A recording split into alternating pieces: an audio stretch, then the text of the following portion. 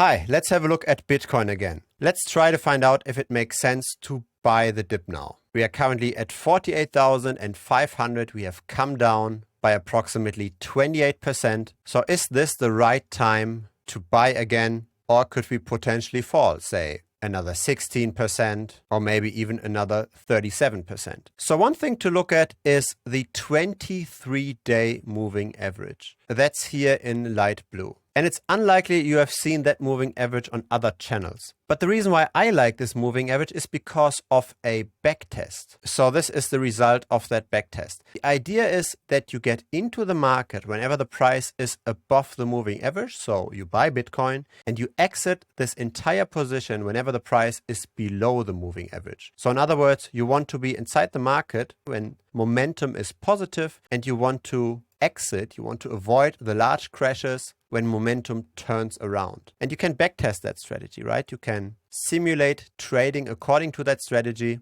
and then you can do this simulation several times with different durations of that moving average, right? You could increase the duration and then potentially exit the market a little later, but also enter the market a little later, or you can shorten the duration and then potentially trade a little bit more, but be more reactive to the price movements. Now, I've done that backtest with a trading fee of 0.1%. So 0.1% fee for each sale and for each buying signal. And so when you look at the price development, this is how it looks like. So in orange, we've got the historical Bitcoin chart, assuming we would have invested 10,000 US dollars at the very beginning. And in blue, we see the portfolio line. So you can see sometimes when Bitcoin is going down, our portfolio line is simply flat. So we are outside of the market over here simply because the price is below the moving average. So you kind of avoid those extended bear markets, at least to a certain degree, but you're still in the market when prices tend to increase. And so really this strategy is rather a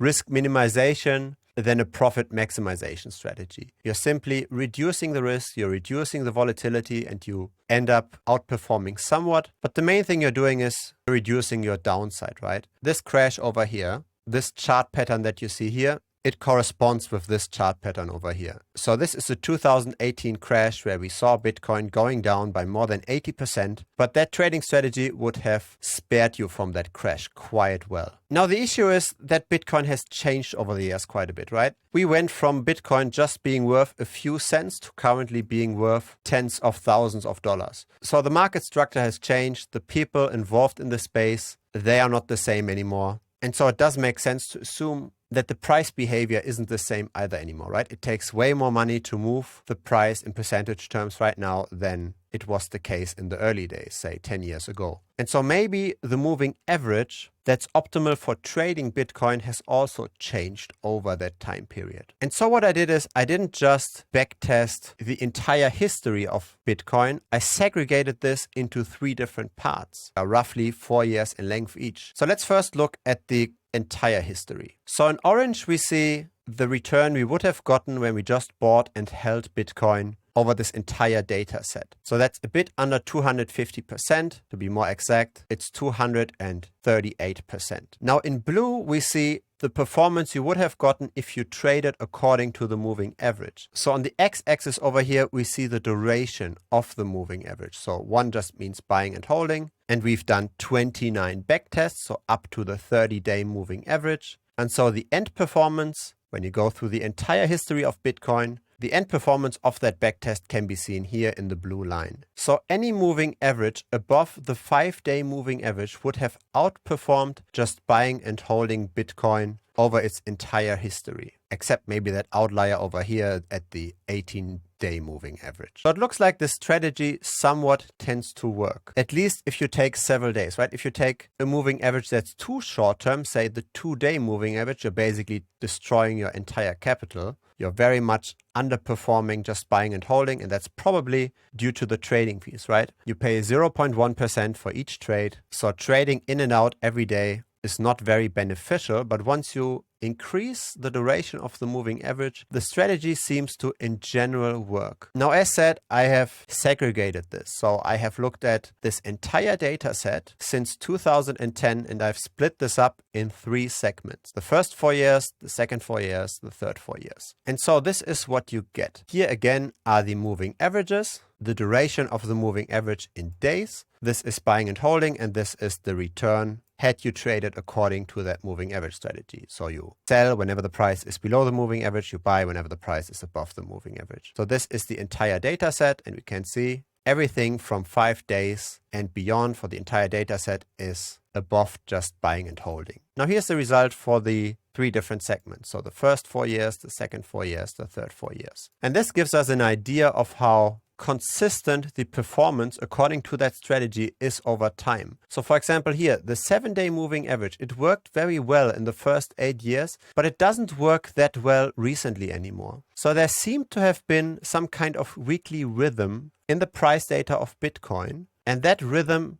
doesn't seem to work that well anymore. Nowadays, trading according to the 7-day moving average would have given you more or less the same performance as buying and holding would have given you. Of course, in the end, you might still outperform buying and holding somewhat if you can reduce the trading fees by more than 0.1%, but it's not a lot of outperformance. So it's interesting how this changes over time. The same is true here for the 11-day moving average. It worked very well at the beginning, but not so well recently anymore. And that's why it's important to make this segregation, right? Because if you just look at the total performance, you would say, okay, let's simply just continue using the 7-day moving average or the 11-day moving average. But that's ignoring that this strategy doesn't seem to work anymore. And so if we look just at the entire picture, where do we see green throughout the entire line? We can see 22 days seems to be quite okay. So it did well in segment 1, it did okay in segment 2, did well again in segment 3. 23 is also pretty good, 24 is also good. So this whole range over here, from say 22 to maybe 25 day,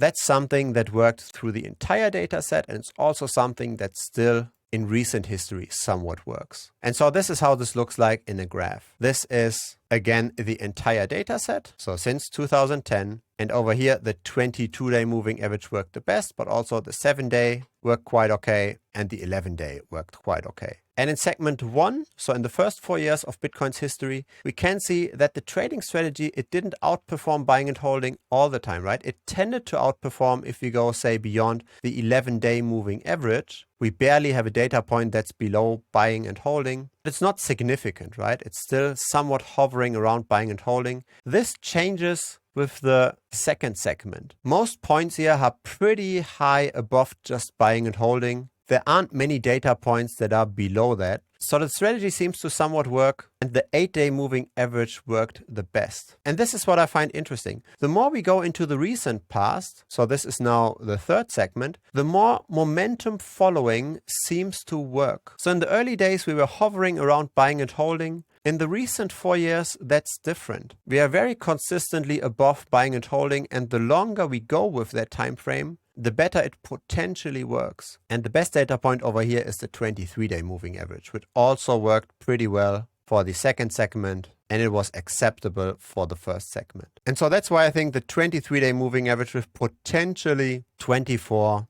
22, that kind of range makes sense for looking at the Bitcoin price history. And so, of course, this is not a perfect strategy, right? Of course, it does give potentially failed signals, right? So we would have exited over here, we would have entered over here, exited. So we do have a bit of noise. These kind of trading signals, I still have to be put into context to kind of optimize this. But I still think it's a good gauge in general. By the way, in case you're interested on how to build such a backtest in Excel, there's a tutorial video on exactly that here at thebitcoinstrategy.com. That's the premium membership. So I recorded the entire process of how I built this Excel sheet. You can also download that Excel sheet over there. So if you're interested in doing something similar, maybe for Ethereum or for the altcoin of your choice, or maybe for stocks, this is where you can learn this. There's also other benefits such as daily market updates on Bitcoin or Ethereum, or a private Telegram channel where you can ask me any questions. Now, given this moving average, this looks very bearish, right? We would have exited over here, and we would have spared ourselves from approximately a 24% loss. Now, another way to look at the situation is to simply look at support and resistance lines, since we are in this sideways trading range for this entire year.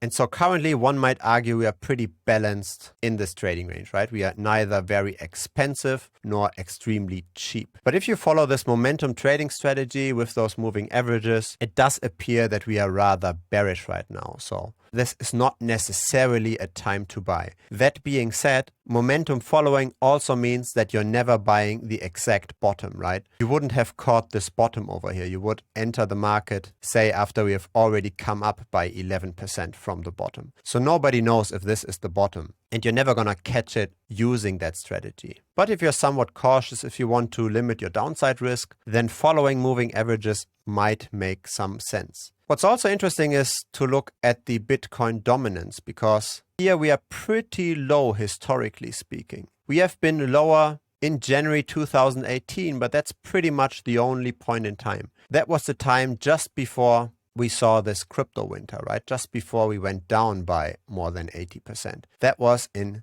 December 2017, January 2018. That's when Bitcoin dominance was that low. And we are again quite low here. So one might argue that Bitcoin is relatively speaking undervalued. I am not sure if all of crypto again will be that Bitcoin heavy as it was at the beginning of the year, right? More than 70% of all of crypto was locked up in Bitcoin at the beginning of the year. And then we got this altcoin rally, right? Bitcoin dominance started to bleed. The money went from Bitcoin to the altcoins. And it does make sense that the altcoins, they gain ground because the competing layer 1 solutions, especially say Solana, Avalanche, Phantom, they do have real use case, right? You can borrow against them for very cheap rates, for very cheap transaction fees. There's quite a lot of trading happening on those competing layer 1s. And so I don't expect Bitcoin dominance to rise again to those levels. But I also don't think it's justified that the only cryptocurrency that's completely decentralized, that doesn't have a team or a known team behind it, where you really have got sound money with a low inflation that's pretty much locked in and it won't be changed. I don't think that such an asset should be at such low dominance levels. So of course, nobody knows if Bitcoin is really cheap at that levels, right? In US dollar terms. But in relative valuation to other cryptocurrencies, I don't think Bitcoin is particularly expensive. But of course, short term, we might fall further. At least that's what momentum currently indicates. And so coming full circle, does it make sense to buy this dip? It depends on your time horizon.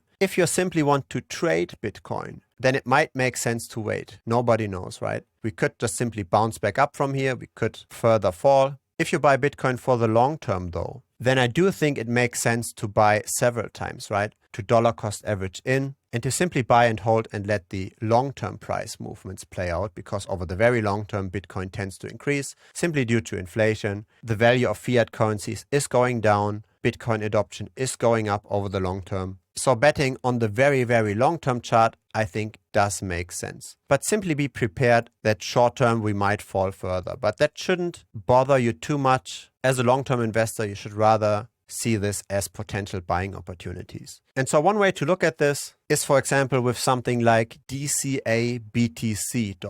So dollar cost average Bitcoin.com. This is a very nice calculator that simulates what kind of returns you can expect or what you used to get in case you buy Bitcoin, say, every single month. So say you put in just $100 every month for 3 years. What kind of money would you get after that time period? And so with that little amount for 3 years, you would now be at 24,000 US. So quite a nest egg for a very small amount. And so I think it simply makes sense to toy around with this. Of course, past performance is no indication of future performance, and Bitcoin's returns, they tend to flatten over time, right? In the early days, we gained way more than we currently do, right? The slope here is way steeper than it's now. So this might overstate what you can actually expect when you start dollar cost averaging now, but it gives a rough ballpark. I think this calculator is very useful. And if you're new to crypto especially, dollar cost averaging into Bitcoin is very likely a very good starting point to make some returns with crypto and without burning yourself in very risky altcoins. If you enjoyed this video, please give this a like. YouTube will then help to grow the channel. And if you haven't yet, feel free to subscribe as well. I publish videos regularly. One more time, in case that's the kind of content you like, you might also enjoy the premium membership. I give updates on Bitcoin and Ethereum every day So feel free to check that out. Last but not least, we've also got a public Telegram channel. That's the Bitcoin Strategy channel. You can find us simply by searching for Bitcoin Strategy channel within the Telegram app or by clicking the link in the video description. See you next time. Bye-bye.